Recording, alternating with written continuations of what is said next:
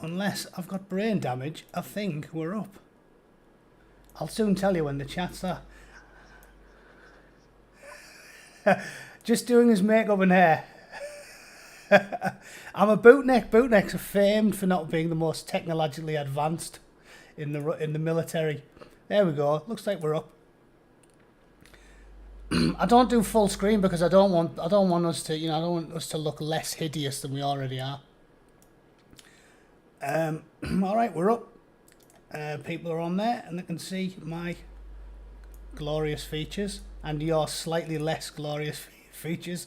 Afternoon, Cheshire, how you doing? Terry, Sadwings. There's a few of these guys who literally never leave YouTube. It's quite bizarre. I think it's Susan Wojcicki sock account, frankly. But yeah, anyway, well, let's get started. Me and John have already done the Oxbridge pleasantries for the day. For those of you who don't know who he is, this is John Davis. He runs War Elephant, which is the largest well, we call it conservative space, but I think it's more conservative / liberal in my view, being British and using a slightly different political lexicon. I don't find it to be particularly conservative, but that's what it is. It's the largest conservative political space on Quora. He's up for about 200k now, John, isn't that right?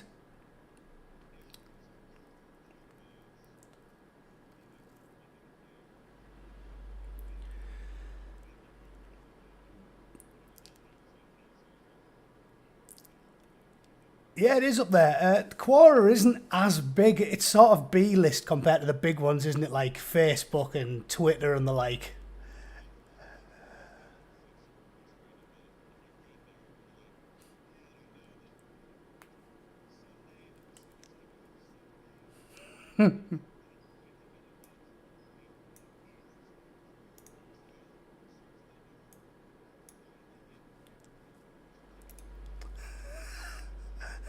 Yeah,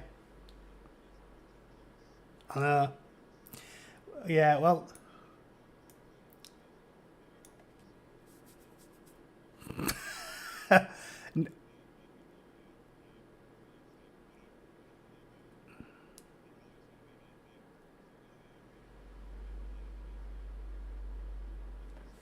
oh, they can't hear you apparently. Hang on. That's weird, eh? Well, I can hear you totally fine. You know what it must be? Some Zoom. I wonder if it's because my mic's not connected. Hang on. This worked perfectly last time, and I don't know why it's not.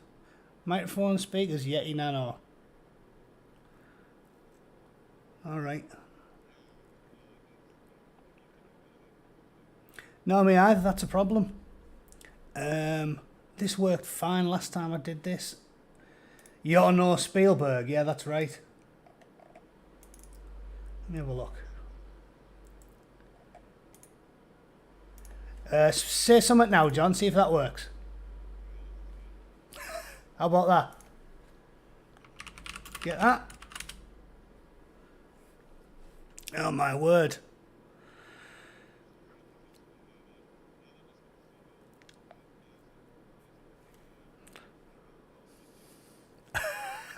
Right, if that's not working, I might have to can it and then quickly start it back up again. It worked perfectly last time. I might just have to restart my PC.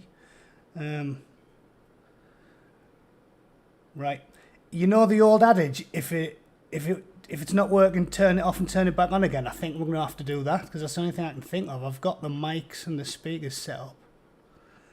All right, I will be back in 60 seconds, hopefully, chaps. That I'm gonna have to do the old turn it off and turn it back on again. All right, won't be long.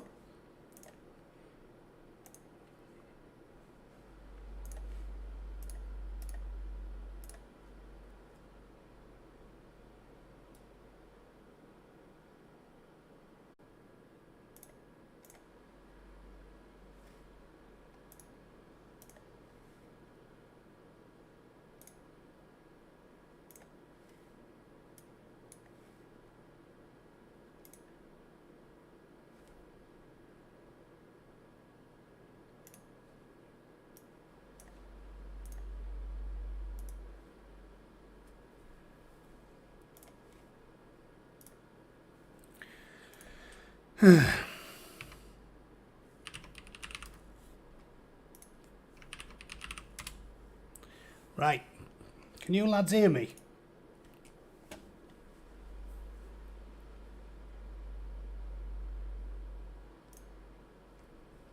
Oh, let's pop the chat out again.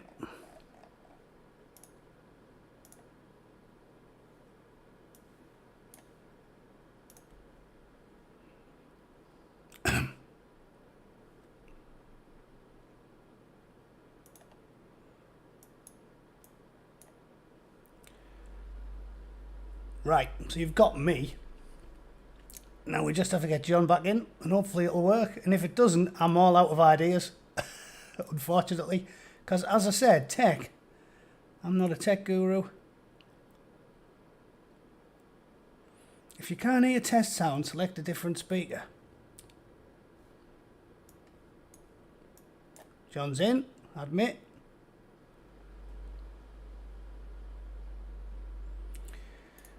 Right, John, you there? I'm here. Can you hear me? Yeah. Okay. Now just get your audio, your video on.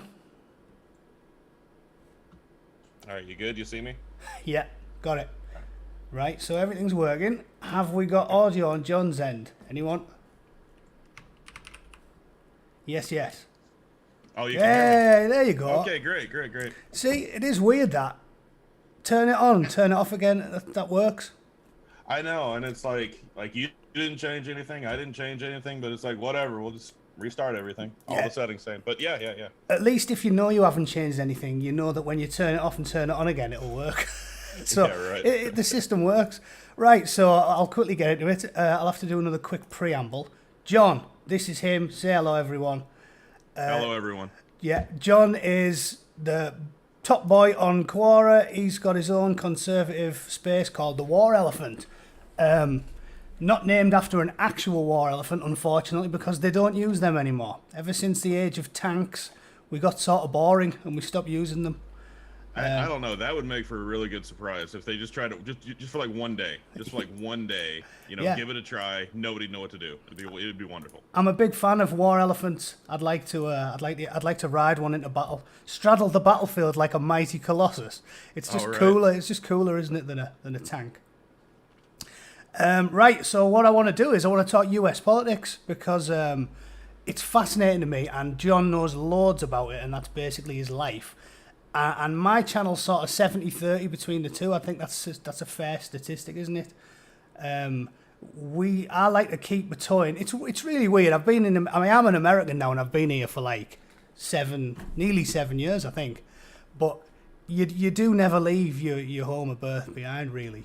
Yeah. So I love US politics, but I still keep both feet in the UK because, ultimately, I guess you'd be the same, right, John? If you moved to the UK, I'm sure you'd be off to watch the NFL games at Wembley, and you'd be constantly worried about the US politics. It's one of the things. No, it's like, well, I mean, because here in the United States, it's like if you move from one part to another part of the United States, it feels like going to a different country. Yeah, that's true. Like right after, like 2 weeks after I graduated high school, I got married. That's a whole crazy story. But a week after that, I was at boot camp. So I mean, the honeymoon was amazing, with the hiking and the camping and all that. It's just that she wasn't there and people were screaming at me all day. But but then we moved from a small town in rural Oklahoma to California, where I was stationed. And it's like it's a completely different world, Like we were stationed in Camp Pendleton. It's between San Diego and LA. Yeah. Amazing. I mean, like we loved it. We loved it while we were there. But it's like a completely different world than Oklahoma. And then if you go up to New York, it feels like a completely different place. But it's like we still ended up, after all of our adventures everywhere, we still ended up in Oklahoma because like this is home and this is what we're used to. Yeah, and it's the same with me. Middlesbrough, which is possibly the worst town in Britain, but it's still home, isn't it? It's your home is where your heart is, and you gravitate towards it naturally. Well, it's like it may be a festering hole, but it's mine. It was like the scum of the earth like me. We Yeah. come from that hole. And it's like I can disrespect it all day long, but you want to fight? Go ahead. Yeah, You yeah, know? that is weird. Yeah, because I do that. My wife finds that funny. Like when you're with people from Middlesbrough, we all go on about how much of a shithole it is and joke about, feral youths taking your wheel trims. Or when Right. we came out of a pub once and there was like a 9-year-old smoking a cigarette that was as big as his head, and she was like, "Why is that Yeah, child no. smoking?" But then when somebody else calls it a shithole, you get all indignant and go, "Oh, Right. Yeah. No. That's it. It yeah." was like, hey, hey. It's like that's. Yeah, it's weird, isn't I it? know. But it's one of them things. So, with regards to politics, then, rather than making it all about us, I want to Yeah, ask right. you. I want to ask you some questions, and see what your opinions are on it, because you know more than me. So, the first thing I was going to do is I've now lost the link because I had to restart everything. If I can quickly pop it up, maybe I'll just have a quick Google. But basically, I was looking at a poll for the current presidential election. Let's have a look.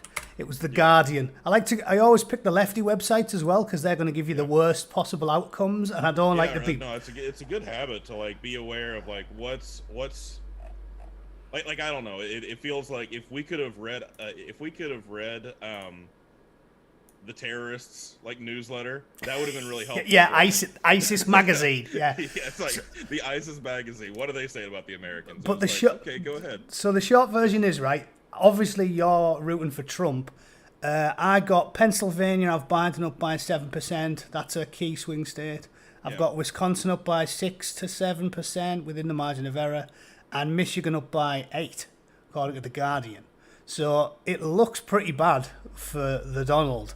Do you think that this is going to be? I believe that the original term "shy conservative" was coined in the UK, because in the UK, I don't know what election it was. I think it was David Cameron's first win when he was behind in every poll, and then they seen the exit polls, which is when the guys are leaving the polling stations in the UK, and in every single one of them it had him as winning, and they were like, "Oh, it must have been these shy conservative voters who didn't want to tell anyone."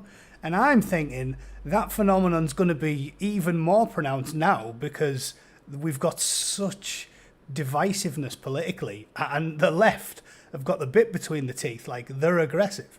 Yeah. So what do you think? I mean, do you think it's that's going to show itself to be true and Trump's going to win, or do you think his cards are marked and his numbers are up?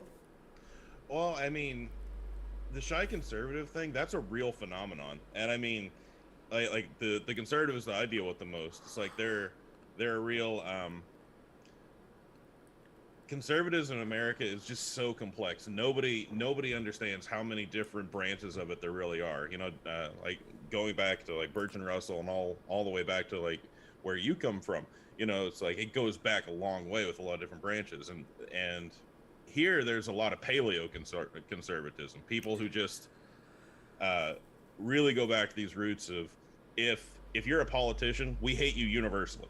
It's like even if you agree with us, everything you say, the fact that you want power makes you evil, and I don't like you. And that's a there's paleo-conservative. I've never heard that term before. yeah. Look at paleo conservative. It's like it's like the real old school conservatism. Right. Really huge, like before the 1940s and such. They were a lot of the people who fought against New Deal type things with FDR and what have you. Right. It's like those roots are still there. Those roots are still there, and Trump took advantage of a lot of that. But those people do not trust anyone they do not know. Right. It's like they are real. Like I don't want to say xenophobic in the way that it's come around to, everybody just hates everything that's different, but it's like if somebody comes knocking on your door to ask you questions, they don't trust you, not one bit. Right. So it's like there's a huge number of people out here, like especially like just like where I live, to where if somebody were to try to get a hold of them and get some information, they wouldn't trust them. They wouldn't trust them if it was Trump's name on it. They wouldn't trust it. They definitely wouldn't trust it if it had Biden's name on it. But if it's just don't even trust their own poll, guys. yeah, they just hate any. They hate outsiders, and whatever outsiders is, it's like we create these little tribes, and like It sounds a bit like crazy thing is, Deliverance. Like it does. they It hate does. the I know city exactly folk. how it sounds. I know exactly how it sounds. Yeah. But you know, like I'm talking about the most classy ladies that you know in town, like the classiest people, most well articulated business owners in town. But it's like they do have that suspicious spirit of anybody who they don't know, who's not from the tribe, who's not from whatever group we're talking about. Um, there's just a little bit like, why are you asking all these questions? Yeah. You You know know, what? like, I think in my life I've sort of noticed that, and I think I have a hypothesis about it. And I noticed visibly the difference between when I was working and living in Alabama and when I work and live in California. And Alabama, if you go back to the foundation of the country, the people that make all the rules in England, the founders, the clever, educated people from the home counties that surround London, they all moved to the places that became the seats of governance in the United States. They moved to the places in like New England where they set up the foundations for the country. And the people that live from where I'm from, the North, Scotland, Ireland, Scots-Irish, the sort of, how can I put this? More, they call us passionate back home, passionate people in the North. But what that really means is, salt of the earth. what that really means is a bit of a fucking idiot. And where we come from, everyone's sort of more like that, like passionate, fiery, suspicious, like drinking and wrestling outside the bar. And it's like they're the people that move to the Appalachians. So I think it's literally in our blood, like the sort of roustabout northern boozy fighty types move to places in the like Bible Belt, and the really social engineering, you know, the types of people that would set up a Supreme Court or write a constitution. So it's like this what is it? Coastal elitism. It comes back from breeding all the way back from you guys. Honestly, that's my theory. I think it's in our blood. You know what? Like I can't disprove it, and it's like we recently did the whole ancestry, you know, with the spit and what have you. Yeah. And it's like we all, like, our whole family comes from just Southern stock, you know, Southern stock that came from like probably your worst parts of the woods, just shipped them down to Georgia and Alabama, and then like that, we're probably related in that aspect. Yeah. We're probably just a bunch of like that. My great grandmother called it third class white trash. That's how like nobody in the family was like, so what are the first two classes? You know, what's that? No, honestly, I think it's in our blood. Anyway. I think it's in our blood. I think with the more sort of roustabout, sweary, fighty people come from the places in America that coincidentally happen to be the ones that are also distrustful of like rules, regulations, and order. Like it's just in our blood. Well, you know, like there's a really good point that it's like these people will naturally flock to like small government type initiatives because they really, really, really do not trust someone in an office 1,500 miles away to come up with a one-size-fits-all solution for me and California and New York and Florida. It's like, no, there is no one-size-fits-all solution for anything. There definitely isn't. Almost Anything. And hasn't the pandemic proven the limitations of a big government? They are completely incompetent at running anything. Like we've had the best conversation about states' rights that we've had in the United States since Roe v. Wade, and it's like it's a great conversation because it's like we'll have in the debates like people saying 210,000 people have died. 210, and that's all your fault, Trump. You walked in there and choked those people out individually. We saw you. Yeah, like you got them in a headlock. Yeah, and it's like, well, okay, you know, like we can try to narrow things down to a short slogan of Trump bad orangely, you know, or like we can look at it that like most of those come from decisions in a lot of Democratic states, like sticking sick people in nursing homes. Yeah, definitely. You know, like a ton of that comes from individual statewide decisions. Like I like to point out to people is like, look, if you were to look at the United States as a whole, we are not terribly worse per capita than a lot of other countries. No. Than most other countries. No. But if you look at individual states, there are certain states in the United States that would be the deadliest country in the whole world per capita. And it's like California. There you go. And it's like, you know, this epidemic, it's like it sucks. Like we, for whatever reason, we're only now in my area having our really big wave of it. It's going through right now. Yeah. My wife's school actually just got shut down. Like yesterday was the first day of their going distance learning. It's like we shut down back in March. Everybody did. But now we're shutting down because there's been a ton of people test positive. And it's like it took us this long for that to happen. But, you know, like when you look at it as far as like where it got really, really bad, it's like that came to individual decisions by local-ish, you know, statewide level leaders. And it's like that's been a very good thing. Like it's not a problem that oh, excuse me, like I need to choose my words better. It's like that's not been a good thing, but like I like the fact that we're making decisions at the state level, and that even those Democratic governors were saying of Trump, you know, he was giving us everything we need. He was taking very good. I did hear that. Helping us out, and like that's what the president's supposed to do. The president is not supposed to be a dictator. He's not supposed to be a monarch. He's not supposed to be an elected monarch. It's like he's supposed to do a very limited number of things, and I feel like this is my theory. Like I feel that the reason the Democrats go insane about Donald Trump, and I got into a fight about this a couple of days ago. Well, anyway, but I've had fighting happens. Yeah, you can't get avoid it. It's the hyperbole they use that makes you like, and you know me from my writings.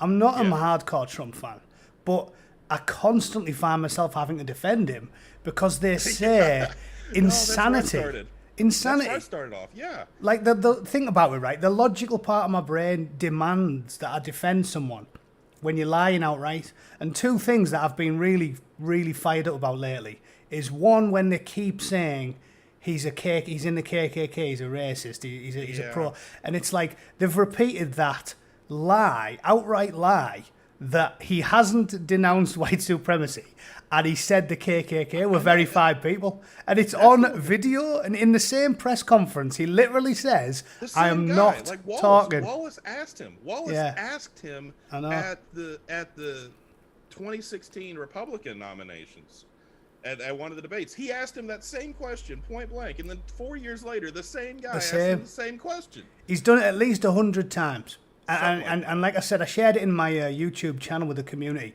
I screen capped it on the BBC, and even they fact checked it and said, listen, in the exact same press conference when he said very fine people, he literally, period or full stop in England, there's very fine people on both sides. Period. I'm not talking about white Nazis and white nationalists. Obviously, they're scum. And they just keep repeating it. And then they're saying that he said, inject yourself with bleach, which what he said was pretty stupid. But he didn't say, inject yourself with bleach. I know. It's like, you know, you guys could just say, it's like... Just say what he said. It was a bit retarded, yeah. Like, you don't have to take it from, you know, dumb level 8, and then you don't have to turn it up to dumb level 11. Because then people like me, and people like all the people out here who already don't trust you, it's like, look, I trust somebody who's dumb more than I trust somebody who lies. Exactly right. Like, exactly right. Yeah. And that's why I get so angry, because this is what I said when I was posting that. Like, it was in the same second sentence after he said it. And yet you've repeated it for 4 years, and I've heard him denounce them at least 50 times. So the fact that you think you can still say it is personally insulting, because you're not just lying at this point. You're basically saying, I'm lying for the 100th time, and I think Matt is a fucking imbecile. That's what you're basically saying, because you think I'm an idiot. It's like, whenever they do this, it's like we don't live in a world where you're our only source of information anymore. You know, like we can go back, we can find, like, we can do research for ourselves much easier than back when, you know, you had to go through a card catalog to take care of all this stuff. But yeah. Sorry, but I did want to make one point, is that I think that a lot of the reason that these Democrats, whatever you want to call it, the establishment on it, like they have a different philosophy on what the government should be. Like to them, the president should be like this ideal of what a good, perfect, righteous person is. You know, he should be the moral leader of the nation. He should be the one that we all set our sights to. And for that reason, they want to give him all the power in the world to fix everything that's broken. Now, mind you, the nature of progressives is that whatever that goal of that we're all progressing towards, it changes every 30 years. So it's like, I don't want the whole nation to start progressing towards this thing that we have to change all of our institutions to adapt to. And then 30 years later, it's something new, you know? Yeah. It's I do like to point out, it was like, okay, yeah, you want to be progressive, you want to be progressing towards something. Let's go back to FDR, when progress meant eugenics, it meant the KKK, it meant a lot of things that you say you don't agree to now. And I'm like, okay, well, you didn't fix yourself, you just changed, and you'll fix yourself again 30 years from now. And I'm not. No, I like conservatism because at least I know what we're getting. Yeah, well, But I mean, yeah, with regards to that, what I would say is, and this is what I tell people that I'm arguing with about this stuff, I'm definitely not against any of the principles that they espouse. The simple reason that we're against it is because we have seen what has happened time and time and time again when they've tried to achieve these things. You know, you say these nice sounding platitudes like, oh, everybody should be free and happy. And you're like, yeah, I agree with that. And the reason I'm not a progressive is because I've read history books when I was in high school. I mean, you only need a high school level of education. And I know what happens when they try and do this. And we know what happened with the Great Leap. And we know what happened with Stalin. And we know what happened with everywhere. In Venezuela now.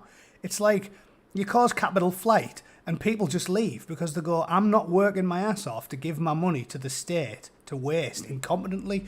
It's not that we're against. I'm certainly not against what they would espouse as being their like core values. I guess it's a difference between pragmatism and realism. I think that you've got to be realistic and say we're going to get there by conserving what we have and having very slow, gradual changes. And they don't want to do that. They want to tear up the whole thing and start from scratch. And then when's that a good idea? Yeah, it was interesting. You were talking earlier before the mic situation was working about how you sort of viewed War Elephant as not very conservative, and it's like I'd be okay with that. Like whenever we have a huge team of volunteers who do a ton of work for us because we're trying to expand out to not just Quora, but everywhere else. We have Facebook, we have Twitter, we have all that other stuff. But we're trying to branch out into a lot of things, so that's got a huge team going to it. But it's like whenever I look at it, in a lot of ways, I'm probably the most traditionally conservative of any of them. Yeah. And it's like we've got a huge number of people who have different. I would say that we do have some liberals, but it's that group of liberals that are still like, no, we need to have free speech. It's like it's weird how everybody is called a white nationalist. Everyone. If they want free speech, and it's like, no, I'm liberal. Like I have all those liberal things, but then I get called a Nazi if I say that we should. Like this is what we said a few years ago. And it's like, it's weird that as soon as we got into power, anybody who wants free speech is some horrible thing. Yeah. And, we've got people like that in there. Yeah, well, like I said, I don't think you're particularly conservative. I think I'm a liberal because I don't agree with the American lexicon, frankly. Well, I think what you guys call a liberal is what I would term this strange new thing called a progressive. I think they're the ones that are crazy. Because in England, a liberal is someone like, there's loads of famous English liberals. The founder of liberalism is said to be John Locke. And all the stuff that his writings and everything he says, you read that and you go, that isn't these people. So that to me, that's not a liberal. Like a progressive is not a liberal. I don't think so. It sounds like what you're talking about there is there's been a lot of people who have broken off. Because it really does feel like there's been a transformation in the left in the United States, to where and I'll say this that if you poll them, and we should get back to the polls at some point, but if you poll them, about 10% of liberals would classify themselves as progressive, and those are like the utopian types, those who believe in this grand narrative of this is how the world should be. And we're going to do whatever we can to get there. And anybody who doesn't want to get there is evil. They are the definition of evil because they don't want us to have this perfect dream of a society. Yeah. Those are progressives, and those are the ones that I'm like, ugh. Yeah, and that's what I mean. They're not liberals. To me, a liberal, I think I'm liberal, and we can happily chat all day long and disagree on probably not as much as you'd think. No, because what you sound like to me is what like a popular term that's grown in like the last 5-10 years is a classical liberal. People who would trace their roots more towards this idea of basic, let everybody be freer to make their own choices. And if everybody is making their own choices, if everybody is making the best choice for them at the time, then we will probably, as a society, be doing better off over time. And it's like that. It makes sense to a lot of us. I really am a really conservative type, to where I'm like, no, like I'll obey institutional rules. If my church says something I don't like, then I'll go with the church. If a lot of these other local institutions, like my marriage, my marriage is tyrannical. I can't sleep with anybody else. You know what I mean? Yeah. It's like, yeah, that's true. I agree with that. It's like, even though it's like we joke about it. We joke about it that, oh yeah, no, like I'd love to be sleeping with all these people, but if I do that, that'll really damage my relationship with my wife, and it'll ruin my ability to raise my daughter, my two daughters now, in the way that I would like her to be successful later on in her own life. And it's like, there are reasons why these rules exist, and I trust the reason for all these traditional institutions. So it's like, I'm really conservative in that way. I'm very traditionalist. I know you are. I said, yeah. because I've followed you for a long time. But I can do it in a sentence, because I know you so well in that regard. I can do it in a sentence, and it's the difference between an English liberal and an American progressive is exactly that, is that we are freedom of speech, small government, but we are socially liberal, whereas Americans are socially, like yourself, are socially conservative. So we disagree on things like abortion and making divorce so easy, and maybe vice, like gambling, drinking, stuff like that, drug use. Yeah, probably. That's one of my issues. That like I tell people, like what would you be for? But like you'll never actually campaign because it'll never happen. I'm like, oh, I would just be the driest country ever. Just like taking back prohibition. No, we failed ever since. We've just been downhill ever since. It was that. Yeah. Getting rid of prohibition. We could have just stay the course. Yeah. So, but this is. It's like I know that would never work, so I don't even bring it up. But this is why you can see why the right has moved closer to the centre. They keep saying everyone's gone all far right. I think that's the exact opposite of the truth. I think what's happened is the right has become a broader church, because they've made an accord with people like me and said, you know what, we've got way more in common with you guys than we haven't, so let's just hang out with you people instead. And I can totally attest to that, because think about it, like if I had to choose between hanging out with a bunch, going to a village where everyone in it was like you, and I'd be like, oh no, they'll close all the casinos and I can't smoke pot and I can't, and I'll probably have to go to church on Sunday. I will take that over a full-blown communist town. Well, you're not allowed to say anything. That's the thing. Like, if you came to my town, and your followers can look it up. I'm in Love County, Oklahoma. We have the largest Indian casino in the world in my county. Yeah. So I mean, you can do that all day long. It's fine. It's like I'll sit there and I'll quietly judge you with my Bible. Yeah. But that money will go back into my economy, so I'm okay with it. But And we just passed, Oklahoma just legalized weed back in the last in the last election cycle. So it's like, you have everything you want. I don't, but you do. You can do that. It's great. You can come here. We can eat, we can have some nice burgers, and you can smoke your weed while gambling. It'll be, see, that's, everybody's happy except me. But that's my point. It's not right to say the far right is growing and all this. They just call anyone that. What's happened is the right has become a broader church. Yeah. And everybody like me, you, almost that's one nation conservatism in England. It's everyone's ganging up on the snooty sort of middle class lefties who just judge everyone and are basically appallingly tyrannical. And if you're going to make, and this is what I keep saying, I don't particularly like Trump, but if you're going to make me pick between someone like Trump or a bunch of crazy commies who are seriously at this point they are doing all the things from the movies like 1984. It's like the burning books, the burning books. They were all burning J.K. Rowling's books because she came out in support of insane. The burning books. She was one of the biggest lefties in the for years. And it's like, but I mean, there's a saying here that the left eats its own. Yeah, of course. So who are you going to pick? Who was a guy like me going to hang out with? Donald Trump or book burners? Well, it's like I got this gay friend who he is super liberal, in that more classical sense, like we're talking about. So I mean, socially, all the traditional check in the box liberal issues, there he is. He's the one that I go to. I'm like, okay, so explain this to me in your terms. But it's when we speak in private, he really voices his frustration that it's the conservatives are nicer to him.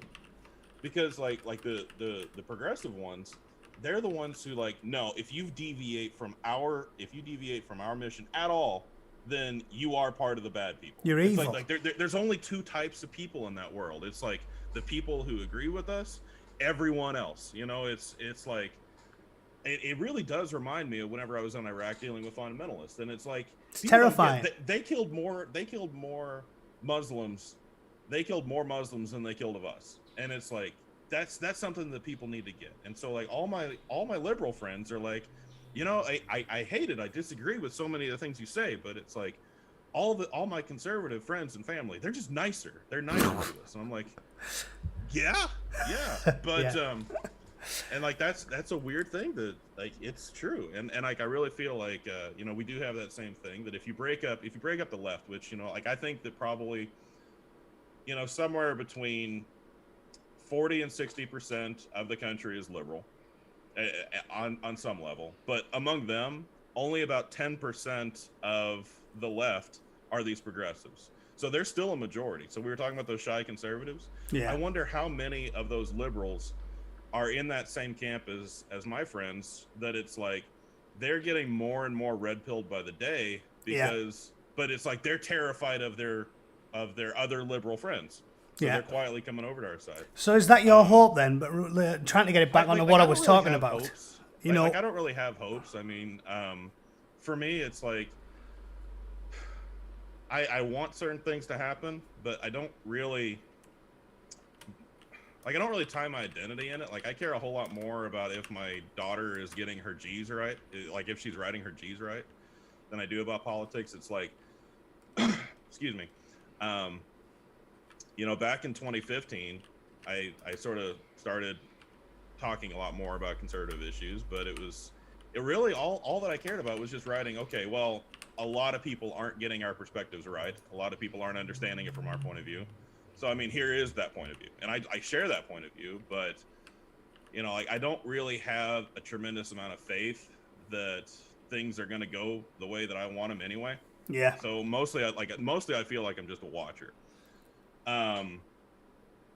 As far as like that, like with Trump, yeah, I mean, it's the same thing that you were talking about, that, you know, back whenever he was elected the first time, you know, I held my nose and voted for him because like he really wasn't the type of person I wanted. Of course not. If But you're a like proper conservative. Marco Rubio was the one that I was cheering for the most back then. But you know, he fell out because he couldn't win, and it was like that's the thing, he couldn't win. And I mean, like I say, he couldn't win because all this stuff they're saying about Trump. You know, you called Romney a racist sexist. You called McCain a racist sexist Everyone. bigot. You called Bush a racist sexist bigot. And it's like there's boy who cried wolf. I'm pretty sure that statement works just as well over on the other side of the pond. It's like they all acted in a way that tried to no, I promise I'm not racist. I promise I'm not, by giving you your tax policy or giving you this policy or giving you whatever policy. And every one of those policies, every time that they compromised, it really hurt a lot of people out here in the sticks who don't have representation otherwise. Yeah. You know, Trump, he was like, look, I don't care about anything you say. I'm just gonna piss off everybody. Just like, it's gonna be the greatest. Rubio, you stink. And Yeah. it was like he just came off like completely terrible. You know But what it I liked? worked, and he won. He won stuff. Do you know what made me laugh out loud when he was debating Rubio? Because I remember it, because I remember laughing. Is when he said, But he went, look you how know what, like, sweaty ever he since is. then- He said, look how sweaty he is. I don't know what he's got, but he's got something. He's got something. But it's like, no, he was never the guy. He's never the guy I would have wanted. But you know, now whenever people ask, it's like, so how do you justify still supporting Trump? I'm like, you know, I won't be voting for Trump in 2020. I'll be voting against everything else. You know, it's like you look at all the things that are happening that I don't like, that are actually really disturbing me. You know, like Netflix with this whole cuties thing. Like that actually was, you know, like we're normalizing the sexualization of 11-year-old girls. I know. I mean, that is just one little nugget, one little ice cube of this iceberg of things that are getting crazy. God, don't even like, start me on that stuff. No. I don't want to get into that can of worms. I'm just saying, like, that's a lot of the things that are going on. And there's so many things going on that are really disturbing to me that I'm like, look, Trump's the only force in the world I know of that can disrupt a lot of these things. Trump and actually keeping a Republican Senate for a while. Like there's a lot of things that's the only way that I feel like can take the wind out of the sails of this craziness. But if we keep empowering this resistance, if we keep powering this, like empowering all these groups of people that I feel like they're the most unsavory groups of people that you can imagine. Like they imagine themselves as a secular Christ, you know, like they imagine themselves like that. Yeah. But it's like, no, you're undermining a lot of very important institutions that you don't understand the consequences of once they're gone. You don't So understand how important they were. to answer the question then in a long-winded way, you're confident then you're not, you hope that you haven't given up hope, you're still confident you can pull it out the bag? Well, okay, you know what? This is actually really interesting with the first question you asked about the polls. You know, look back at the polls in 2016. I was just positive that Clinton was gonna win. I was just sure of it because I believed all the polls, and it was like, I was just voting for Trump because it was like, hey, he's representing a lot of, like, he's saying he represents a lot of the views that I care about. So I want to talk about those views. So we'll talk about Trump. But it's like I held my nose and I thought he would lose, and then like no, he smashed it. And it was like all those views were wrong, like and it's like they kept on saying, well, it was within margin of error, it was within, and you know, scientific certainty and all this. I'm like, okay, fine, whatever. I've taken the statistics classes that taught me how to understand how statistics work. Yeah. That was part of my education at college, was taking that. It was just it was a really, really eye-opening course, especially for somebody like me who's suspicious of everything. Now I know what questions to ask the survey takers, and it's like they're not asking the people that will disagree. Like most of them deal with way too many convenience surveys to where if you have a media institution that is centered completely in an urban setting, and they ask people who will easily respond to their surveys, whether that's they go to a local mall, or they go to their own website, or they go to other websites that are closely affiliated with them, they're going to get respondents that are really weighted towards one end. And it's like we discovered in 2016 that all the polls, like there were some that had a 99% certainty that Clinton was going to win. It's like if you go into a battle with a 99% certainty of death, you should not go. Do you know what I mean? You should not go. Yeah. And it's like, but then like the New York Times, there's an amazing image of the New York Times that it just shows like the graph of the odds between Trump and Clinton over the night, and then as the night goes on, you know, and they just completely flip. Like the New York Times has that. I love the videos on YouTube, the sort of mishmashes of all the lefty TV hosts going from and it's jubilant, like you can really see the bias on it. But no, like that night was actually before that. I was one of those that everybody talking about liberal media bias and all this other stuff. I'm like, yeah, okay, come on, guys, you're being a little bit too conspiratorial. But then like that night, it was like, and there was one CBS host, like, because I was flipping through the channels, and she was like, how did we lose? And I'm like, what do you mean we? You know, like, what do you mean we? Yeah, we. That's unbelievable. Well, yeah, I think of all any pretense of this is one thing I will say that the British are slightly better at, because only slightly, because the BBC and Sky News and Channel 4 and the like have got bad, but American media is 100% just gone now. It's literally like partisan hackery masquerading as journalism. Like CNN is not news, MSNBC is not news, and Fox is not news. It's we will tell you everything that will help our guy. So Fox is rabidly partisan for the Republicans, and CNN and MSNBC are rabidly partisan for the Democrats. And it's even the same with printed media. Like the New York Times and the Washington Post, formerly reputable establishments, you can't even call them fucking newspapers anymore. They are propaganda rags, and it is unbelievable. Like, it's really disappointing because like journalism has been a very respected institution. Like I remember whenever it was 9/11. Like I remember on 9/11, you know, not to get too heavy, but like I was a sophomore in high school, and then we like some teacher told us that somebody flew a plane into the World Trade Center, and I'm over here as a kid like, oh well, it's just some guy with a little single engine got drunk and flew it into a building. Everyone no, thought okay, that, well yeah. we all saw where that went, Yeah. but it's like it was who was Dan Rather, Dan Rather. He was the one who sort of broke the news to me, and like I remember following him throughout the entire day, like as I was doing other things in that evening, as I was doing all sorts of other things. But just watching him throughout the day get more and more haggard, trying to tell the nation that like one of its worst days in its history, like all day long. Do you know what I mean? Mm. And it's like I just had such a profound respect for him. Now he got tied up in a lot of really nefarious business, and that like he apparently leaked some fake information about George Bush. So it was like he has his own bias issues. Who was the one who said he was on? Such respect for like journalism back in the day. Who was the one who said he was on a helicopter for zigzagging through like the jungle? Who was that guy? Who was that guy? Like, he made the best Totally memes. He made the best memes because like I saw after that it was like I was there. I was there, man. Like it shows him like photoshopped in the car with Kennedy. It shows him like on the moon whenever the moon landing happened. Oh, yeah. Good. But yeah, he had the best memes. Right, so here's another question I want to ask you, because to do the preamble for the Brits, US, we have a Supreme Court to decide the really, really big issues. That's where Trump stole the idea from. Blair stole the idea from instigating the UK. It's the supremest. It is the bestest court ever. It's 9 people, so you can always have everything settled. Now. It is 9 for now. And that's my question, right, is there's 9 people, so every issue can be settled, even if it's really conscientious, like Roe v. Wade, which is the big abortion debate. You always get like a 5-4 split. They've said they're going to pack the court and add judges to it to sway everything in the future, and it's a lifetime appointment. And every time Trump and the VP Pence asked them, they totally avoided the question. So we can take that as they are answering the question, and they are telling you if you won't answer it my answer after the election, you are saying you will pack the Supreme Court. So do you honestly think they're just going to brazenly go ahead and just say, right, the Supreme Court's going up to 11? Just add a few more?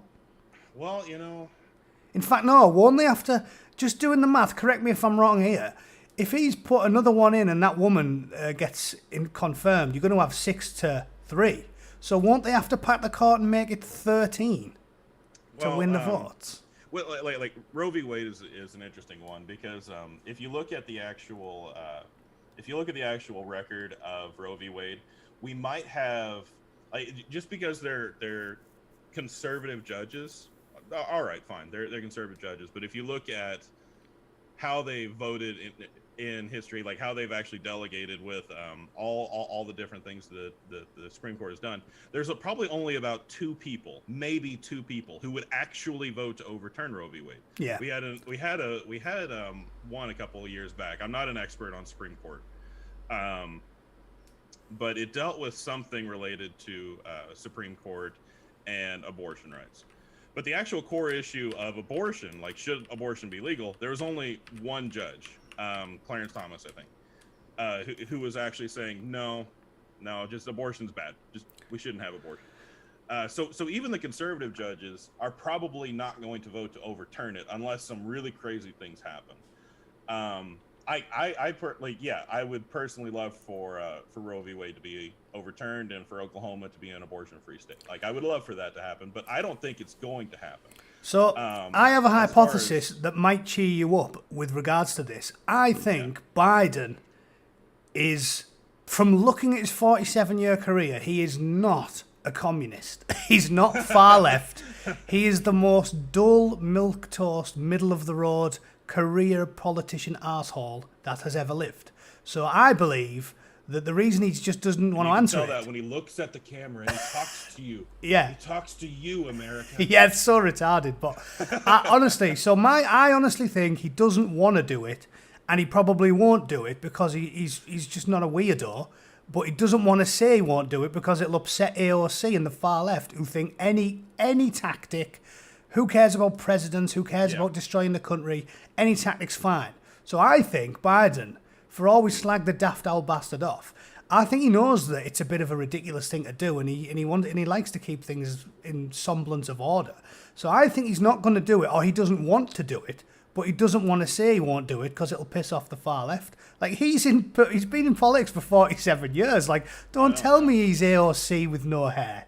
He isn't. Yeah, no. It's Well, like that's that progressive thing is that like I feel like if Trump wins, it'll be because of these talks that people are having. Like now we're trying to get Trump removed on the 25th Amendment. It's like, look, if you try to kill the king, you better do it in the first shot. yeah. And it's bad. like you missed that. You missed that. You didn't kill the king. You better not come out with this nonsense a month before the election.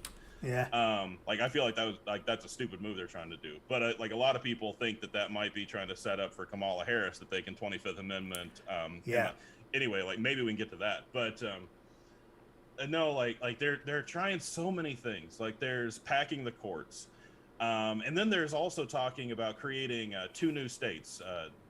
Actually making Washington D.C. its own state. I did hear about that. Puerto Rico. State. Yeah. Because like they believe that they'll vote consistently Democrat. Any like, tactic. Look, we've had a very, very long history of if you make a state, you make another state that is conservative, and it's like we've done that to ensure that you don't intentionally change the rules just so that the other side will lose. And it's like, look, there's a really easy solution that the Democrats have had to winning elections, and that's change your platform to appeal to more people. And it's like that is how you win elections. But if the way that you win is by changing the fundamental rules by which the other team won, then it's like, honestly, it makes me really nervous for the country because I see a lot of people getting so angry and getting prepared. It's like, look, to all of my friends across the pond, we are a nation of traitors and we're good at it. And it's like I really want people to be aware of that. I love this country, but I don't want us to rip each other apart because people keep changing the rules on it. Yeah. No, exactly. I'm against it in principle. As again, not that I'm hardcore conservative, but I had a good childhood. I like things to stay the same. I like order. That's why I'm against the communists and the Marxists and the far left. It's like, if you have to make me pick between a Trump or someone who just wants to rip up the rule book, I'll always pick the Trump. And I do find it to be offensive to just rip up the rule book, do whatever we like. Like, and like that's what's interesting because you refer to yourself as a liberal. Like to me, I'd call you a classical liberal. But like with that, like that's part of order. Like this is why the American experiment works so well, is because you should have 2 people. You should have 2 people in a conversation.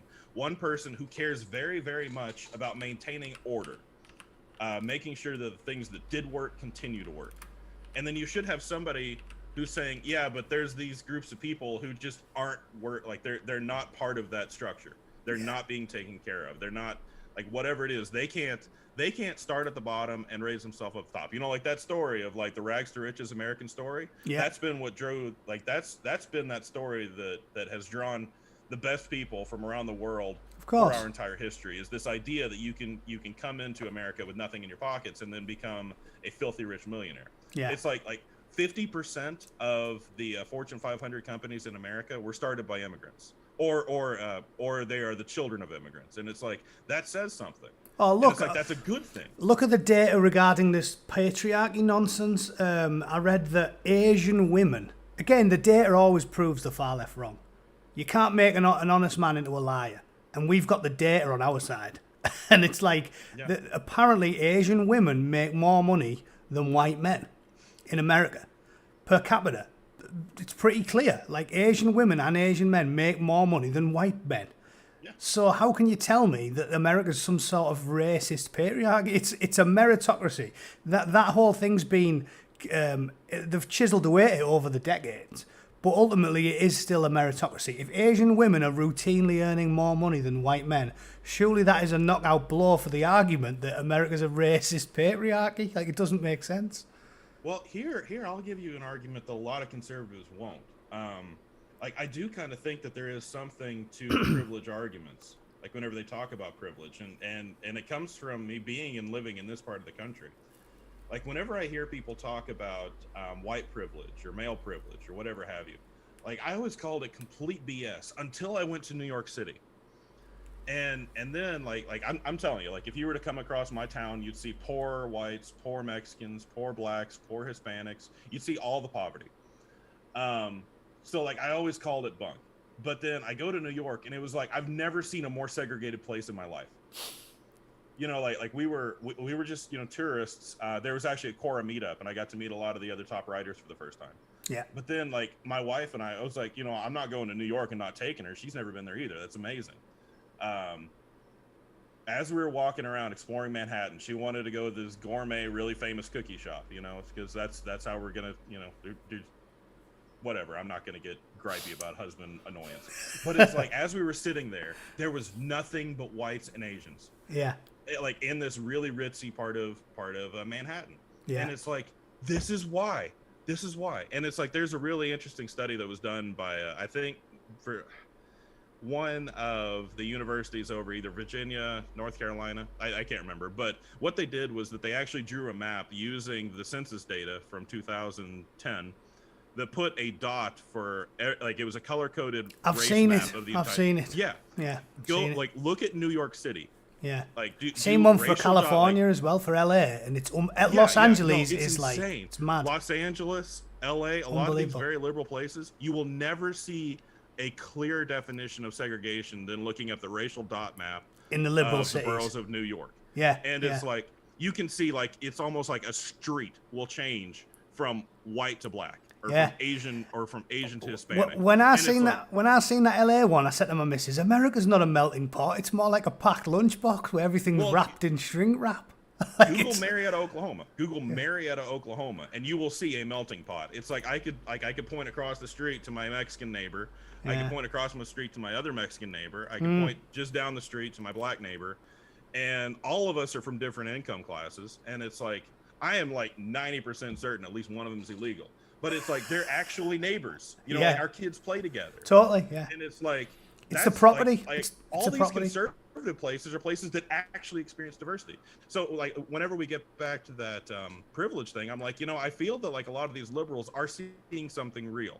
They are seeing that they are experiencing a lot of privilege where only just down the road they see black kids in a different neighborhood who have a completely different reality. Yeah. And it's like I feel that like a lot of these privileged types in liberal cities do feel a sense of white privilege, but it's like you need to also go like 50 miles down the road, visit some of the rural areas, and you'll see that those whites are experiencing many of the same crushing problems poverty that the poor blacks are experiencing. Yeah. Not all of them, because there's some problems that are distinctly urban.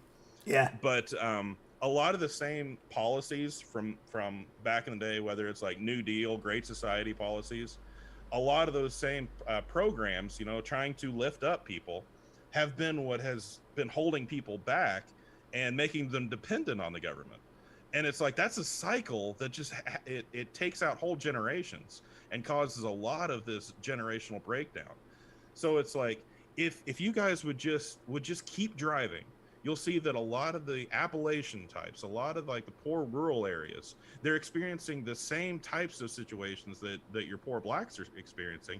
And if we just look at that as a possibility, you know, like there are about 3 times as many poor whites in America as there are poor blacks. Of course. There are as many poor whites as there are blacks in total. Yeah. And it's like, we need to have that conversation, because once you realize that's a truth, then we can start solving problems for everybody. But just saying it's all related to racism is actually causing more racism on all ends. Of course it is, yeah. I mean, look at the UK, right? I seen a chart last week that's got the percentage of men going to university. And, I mean, our self-loathing destroys the Americans. We feel bad for the empire. We feel bad for everything. So we just go all out. And in the UK, the statistics are terrible. It's like if you're a poor working-class white lad from a deprived background, you're not going to university. Like 4% chance it's going to happen. If you're black, it's about 15 to 20%. Like they're about 5 times more likely to get a good education in England. Like 5 times more likely. And again, on about this divisiveness of this Marxist sort of ideology pushing identity politics all the time instead of just addressing the issue. If you're a poor working class white lad and you hear that you're 5 times less likely to go to university as a poor black lad, and you're living in poverty and you're sleeping on a piss-soaked mattress on a council estate floor, are you going to love black guys? I don't think you will, because you're going to be like, in a tangible way, you're going to feel as if they're sort of stitching you up, and they come relatively recently, and you've been living in poverty for 20 generations, like, that's going to make people resentful. And I think that's all my identity politics does, is it makes people bitter and it makes people angry. And they've done it with such aplomb in the United States. You've now got militant black people turning up, which didn't seem to happen 20 years ago. That guy who wrote that, guy who wrote that book, that, you know, that one who wrote that book, like, Non-Racist Baby? That Ziandi someone. I think, yeah. Did you see that tweet? I haven't read it, but I've heard of it. Did you see the tweet he put out regarding the? No, I don't know what you're talking about. Go ahead. Oh my God! Right, so you know that woman who's getting nominated for the Supreme Court. Yeah. He put a tweet out about her, and it was like full blown Nazi shit. Like, I put it on my Facebook. I'll have to pop it up for you, but it was like, this white woman wants to colonize the African babies. It was that was insane. It's mad that shit. Was insane. To something as generally viewed as favourable and nice by the entire general public, the 99%, nearly everyone who happens to be black, nearly everyone who happens to be white, views adoption as such a good, decent, warm thing. Because it doesn't really... You're just trying to make these horrible, not white people into white... It was like Nazi shit. Seriously. It was like, you know why that's so... I like evolution biology. It's so revered by humans because it's not really a thing in nature. Richard Dawkins talks about how, like, we're an evolved ape and we do everything that we do because of evolutionary science. Yeah. And something like, for example, the urge to give money to a homeless man can be explained by evolution, because everyone we knew back in the day when we were, you know, on the tundra and we had nothing, would have been either a close friend or a relative. So you want to give them things because you're either helping your DNA spread or you're helping someone who can be reciprocal and return the favour very, very shortly when you haven't got anything. So it's almost a misfiring of our ancient behaviour to see a man who's poor and go, oh, I should give him some money. And it's the same misfiring with adoption. There's not really a thing in an ape's brain that says, oh, look, another ape's child, I should raise it and take care of it and help spread their DNA. So there's almost nothing more decent and noble and selfless than to adopt another man's child and raise it as your own. And for that guy to go on there and spout that Goebbels-style shit about how it was like the epitome of evil is just the exact opposite of the truth. And I read that and just thought, if that is the road we're going down, we are in for some very, very rough seas. I think it's just despicable. Like, I think that word evil is the interesting one, because I mean, like, I don't get really caught up into this is evil, that's evil, but it's like I do like thinking about the idea that people have their frameworks in their mind of everything moral, and it's like we've become so partisan to the point that if that person does a thing, the definition of evil now changes to include it because I don't like it. You know, like, the definition of evil changes depending on what the person I hate does. Yeah. And it's like, I'm going to tell you something. If that's the way you think, you're not the good guy. You know? But it's so much that this keeps on happening that whatever a person does now becomes evil. And this is where I was talking about earlier, the progressivism. It was like, yeah, you know, you paint a good picture. But it's like, what's the picture going to look like 30 years? And why should I change all of America, all of the world, all of culture to fit your thing that's going to change 30 years from now? It's like, I'm not going to do it. I'm just going to... Look, what we've been doing is based on traditions that have worked for thousands of years, not just, you know, since you came up with this idea in grad school. It's like thousands of years. I don't have to know why they work. I do know they work. I like to study and I like to think about it. Like, I like to think about why is it that a monogamous family relationship has worked for so long? What other ideas have been tried and why do they fail? I like to study those, but it's like in the end, it's like, okay, I may not understand this, and even though that chick is really hot, I am not gonna sleep with her. Like, it's like, I'm just not gonna do it. I don't have to know why. I'm just not gonna do it. Well, you know, being a British man, I do struggle with that because my wife always takes the piss and says that you know, we have a lower sex drive than those kinky Frenchmen or something, and I'm like, yeah, because I'm not a complete gibbon. Like, you know, I think that controlling, like, for example, I always tell her this, like, just joking about it. If I'm walking along and a woman, like, drops a coin on the floor and she bends over to pick it up, some monkey part of my brain says, look at her ass. And I feel almost to be a British stereotype, shame, because I think to myself, I'm supposed to be an educated, intelligent man, and then I see a pair of arse cheeks and I turn into a monkey again. And it's like, I do think there's something to be said for, well, I mean, that's Marcus Aurelius and all the big people throughout history, the Stoics, have always been against, fighting against your nature is a good thing, because it's toughening you up. It's a very important thing is to learn how to... And being a bootneck. How to, like, take care of that. Being a bootneck, I like suffering. I like suffering. I think it's good for you in a way, Well, no, like that's a super good point because I remember studying something about World War II history and how the Americans were sort of stereotyped as these oversexed barbarians. Yeah. Whenever we came over to Europe. Oversexed. Just a bunch of horn dogs chasing all of the. They said overpaid, oversexed, and over here. That was what they used to say about them. And I thought that was hilarious, but it's like even then, like I said, we got married and then immediately went to the Marine Corps, and like, we both grew up really like Christian conservative household. We're both really like that. But even my wife will say it was like, look, you're married, you're not dead. So it's like if there's somebody pretty, I'm gonna notice that she's really pretty, she's really attractive, and then it's like we do have that. Like I like that you're talking about like that ape part of our brain, the given. That was funny just comparing it to a given, but it's like, we do all have that, and to pretend you don't have that, to pretend you just don't have that drive, it's like, okay, well then something's wrong with you, because I mean there's also a time before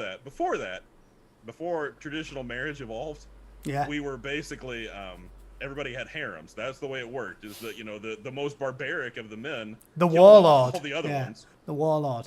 That's what you get when you get like Chaz or whatever the bloody calling it now. If you get this communist utopia, you get warlords.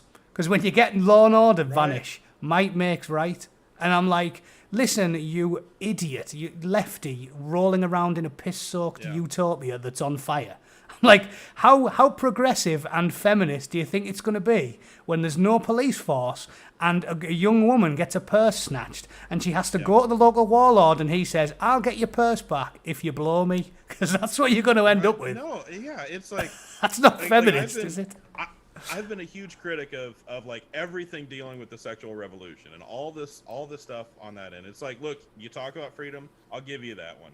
But it's like, if you look at it, the people who I feel have been the most empowered are like the worst dogs of men.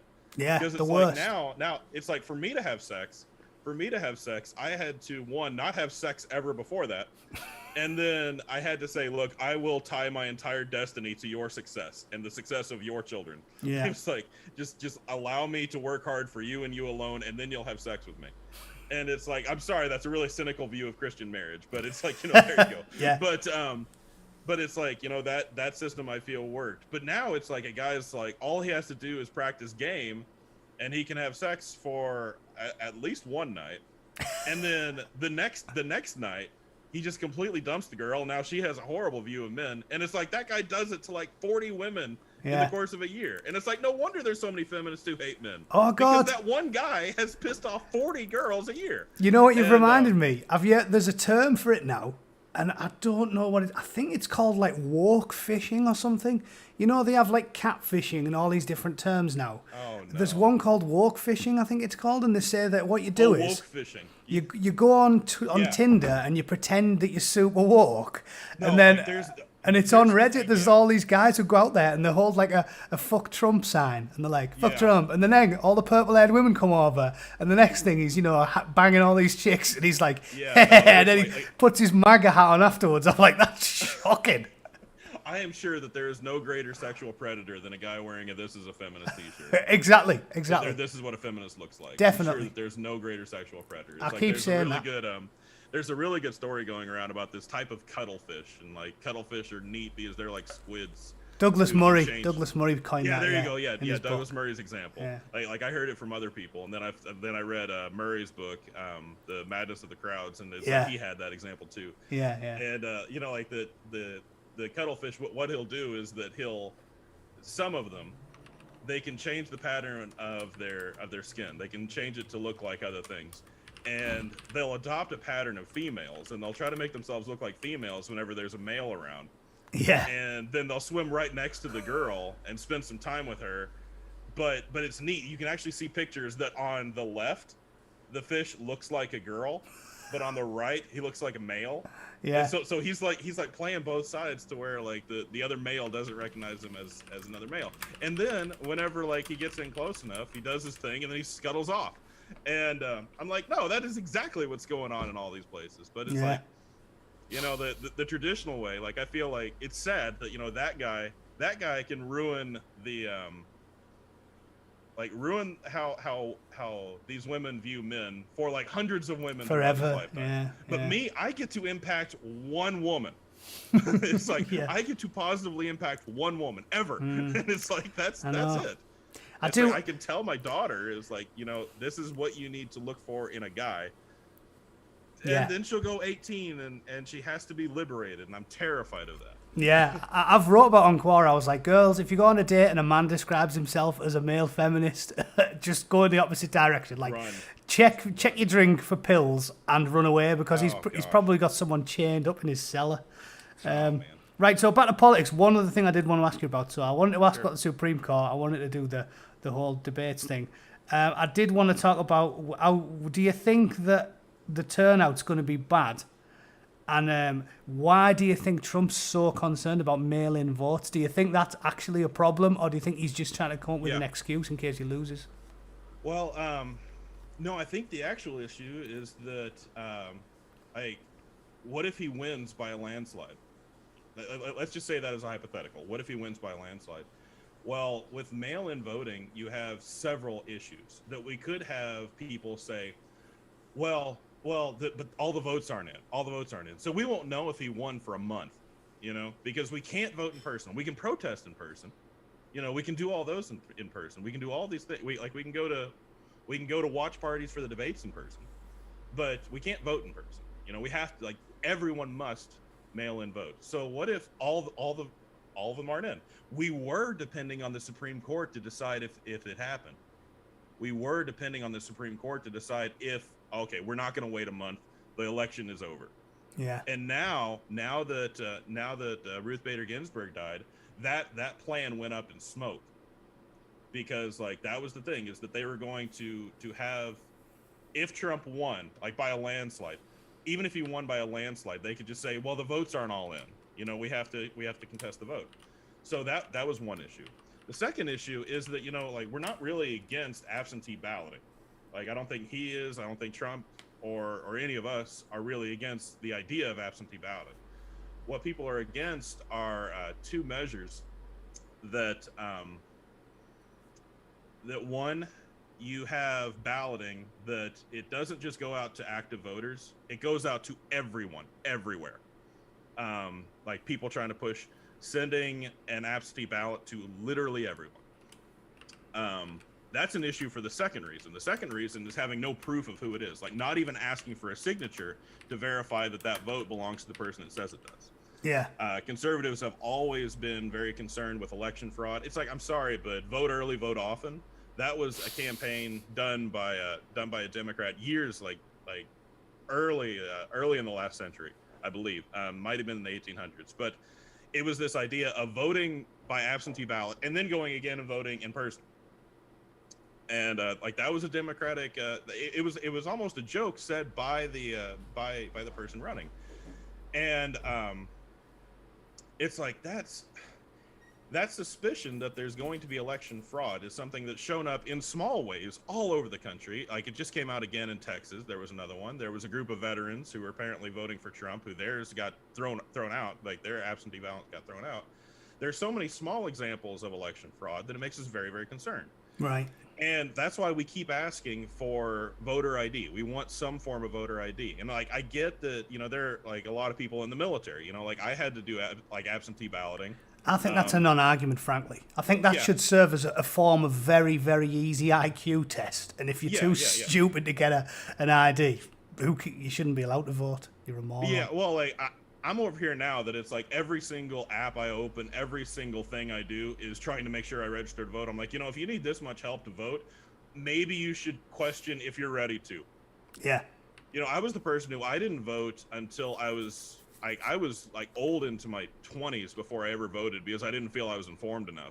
You know, Yeah. like I didn't feel responsible voting because I didn't feel informed enough. And then like It's later hard on, work in America. Like, did you see that thing I wrote yeah. yesterday? Like, it's hard work over here. You have to Well, really know what it's you're just talking not about. so easy as I want nice things for nice people, and these nice people who say they're nice are nice, and I'm gonna vote for the nice people. I'm like, no, things are complicated. Yeah, yeah, You know, and exactly. if you aren't willing to have a complicated conversation with somebody you probably disagree with, you're not ready to vote. And it's like, because you don't know what the other side is actually saying. But in any case, so take that situation. Take that situation where every single person in the country has a mail-in ballot, no form of ID, even a signature, not even a signature is required on it. Then we are really, really concerned that a lot of these key battleground areas, maybe even down to like Florida, came down to a few counties back in Yeah. when it was Bush versus Gore. Like a few counties dependent. Like there was a whole movie around the idea that one person, I think it was I can't remember, but he was deciding the next president. And it's like I we're read concerned that those that. areas could be I read really that. affected. I read that Clinton only lost by 70,000 votes. If it was something like like that. 15,000 in Michigan, 30,000 in Wisconsin, it came down to about 70,000 people. So if Yeah, if you but think it it's is like a serious thing, then it could affect the election, couldn't it? It's not just a Yeah, conspiracy and theory. if you have people who control the mail, because mail fraud has happened in some places. If you have a few areas to where like choke points that can control the votes, that could affect, you know, that these Trump voters won't get counted, or that these other people ended up never getting their ballot. Somebody else just pulled it out of their mailbox and voted for them and then mailed it in. It's like there's a lot of opportunities, not even for like organized groups, but just individual people who are nefarious and reach into a mailbox and do things. We're very concerned about all that. So like Trump's issue is like, yeah, that's a real concern. I'm very concerned about that.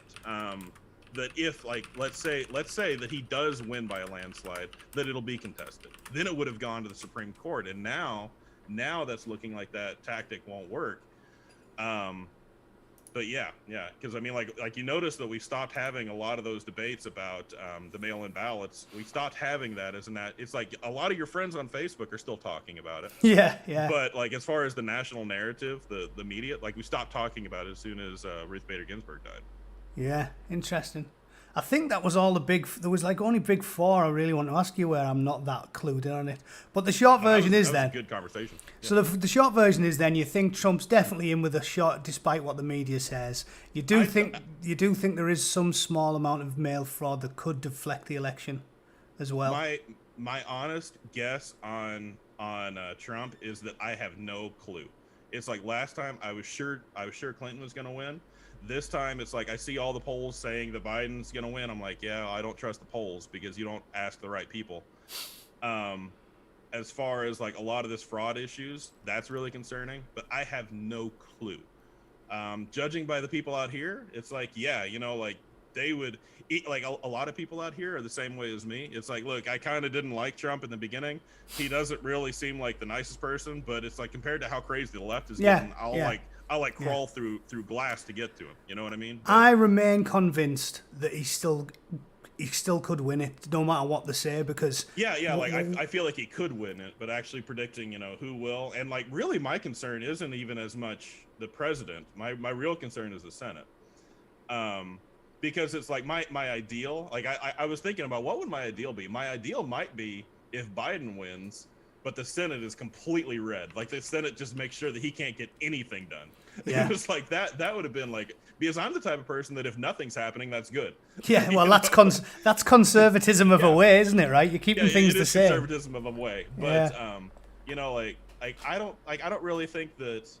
I actually am a lot more concerned with if there's just a complete blue sweep, because if that situation happens, we could have Puerto Rico and Washington become states. We could have packing the courts. We could have a whole lot of systems happen that are intentionally designed so that you don't have to adapt your views to make people like me want to be on your side. Yeah. You don't have to do that. My state will never matter again.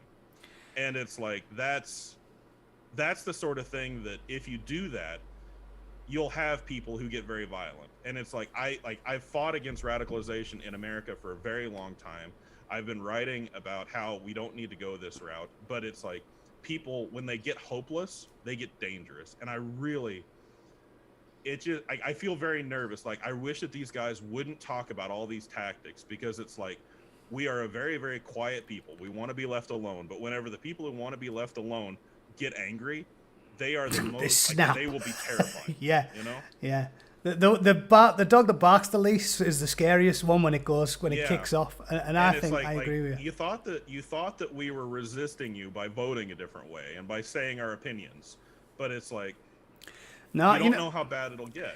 The short version is, I mean, I'll have to wrap up because I told my missus I'd be done for past, but it's gone quick. But what I will say is, I don't think a blue sweep's going to happen, and I think Trump's definitely in with a shot there, because every time I try and tell anyone in the public sphere, it doesn't matter whether it's Twitter, Quora, Facebook, for the last 4 years, every time I tell them and make my best liberal argument, they just instantly go, "Yeah, you're a liar. You're a dyed-in-the-wool Republican. You know, you're Marco Rubio's maid." They do not. Yeah. They do not believe you. You're definitely not. You try to tell them, and you try, and they go, "Oh, no. It's just Eric Trump masquerading as a liberal." They will not have it. So I'm just like, there must be 10 million people like me. There must be 10 million Democrat voters out there who will go, "You know what? I don't even like Trump. I'm a registered Democrat, but I'll vote for him because the alternative is an insane communist that's been setting Portland or Seattle on fire for 120 days, getting empowered by absolute throbbers like AOC, who are not interested in law and order, not interested in conserving the way of life that Americans have come accustomed to." I just think it's crazy, and I don't care what the polls say and what anybody else has to say about it, because I know what I am, and I'm not a hardcore conservative Republican Trump voter, and I will pick him over the alternative. So it's up in the air, and I think I do not see a blue sweep at all. I just can't see it happening. And you know, I completely agree with you on like so much of that, and it's like, I just wonder how many people like how many how'd you call it, the sleepy conservatives? Yeah, quiet conservatives. Quiet conservatives. I wonder how many quiet liberals there are out there, because it's like, so many times I've had friends who are liberal who are just like really nervous and just like, you know, I don't feel good about where things are going. But it's like, they're the people who will be eating the most. It's like me, if I get called a racist and I get, you know, all this stuff thrown at me, then it's like, oh, okay, then I guess it's Tuesday. Cool, all right. Yeah, but I then know, it's like, but with them, they have real things to lose. They have real things to lose, so they are completely quiet. There is no quiet liberals, because they get brownie points for doing it. There's definitely quiet conservatives. They get so many brownie points in social media for being all like, "Oh yeah, fuck Trump, man." It doesn't matter whether it's, you know, getting women or getting kudos or getting credit. It's currency. So there's got to be millions. There's got to be millions and millions of people who are shy Trump voters, but there's not going to be any shy liberals, because it's currency. It gets you women, it gets you credit, it gets you praise. If you go on Twitter and go, "Yeah, fuck Trump, yeah, Black Power, man," they're all like, "Yay!" So there's not going to be any shy liberals, but there's going to be millions of shy conservatives. I guarantee it. Yeah, well, it's like I wonder, like that's the thing that I use to red pill the most people. It's like, if they ever agree with me on something, I'm like, okay, well, all I'm asking you is that I've been respectful, I've been nice, we've been friendly, but I want you to go to one of your really hardcore left friends and disagree with them about one thing. See what happens. Yeah, anything, see what happens. And see what happens. It's like, you disagree with me about everything, and it's like, I'll still enjoy a burger and a nice day with you. You know, we'll have fun, but disagree with your friend about anything. Look how many kids. You see that kid who got punched by the big burly guy because he had his MAGA hat on in a restaurant? It's like, seriously. Like, which one? There's thousands. Which one? Thousands. Yeah. And I've told people this. I would not walk through downtown LA in a MAGA hat. No way. But I'd happily go into I'd happily wear a Bernie Sanders hat into a Trump rally. People would just go, "Oh, look at the stupid." This is, if we can sum up in one nutshell, I'll tell you, it's simply this. The hardcore liberals, Republicans just think they're misled. They think they're naive, idealistic, and they have a simplistic view of the world. They don't know what happens when you try and implement that. They just think they're idealistic. They just think they're foolish. But the liberals think you are evil.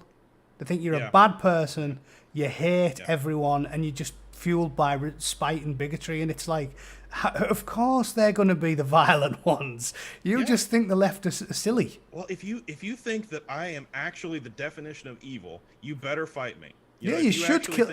But it's like, if I think that you're just like that your policies are dumb, then I'm just not going to be that invigorated. But if you think I'm actually the end of civilization, the world, that I am this deep sociopath out to murder and destroy, then you better fight me. And so I get it. I just think they're an invalid. They're mentally retarded, and who wants to pick on a retard? Nobody wants to pick on a retard, but everybody wants to pick on a Nazi. So that, of course, you've got one. It's dead simple to explain, isn't it? Yeah. Well, what the worst? I wouldn't go with the retarded analogy, but it's like I do look at like the fundamentalism that we fought in Iraq and Afghanistan and those places. Yeah. Because it's like, you can get an idea.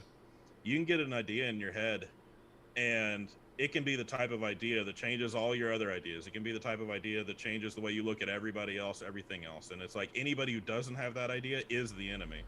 And I mean, they are fundamentalists. Yeah. Yeah. And it's like, it really does. It reads just like the fundamentalism that we fought back in the day. And it's like, it's the exact same thing. It doesn't matter that they have their own religion. No, it's fundamentalism. ISIS with purple hair. ISIS with purple hair.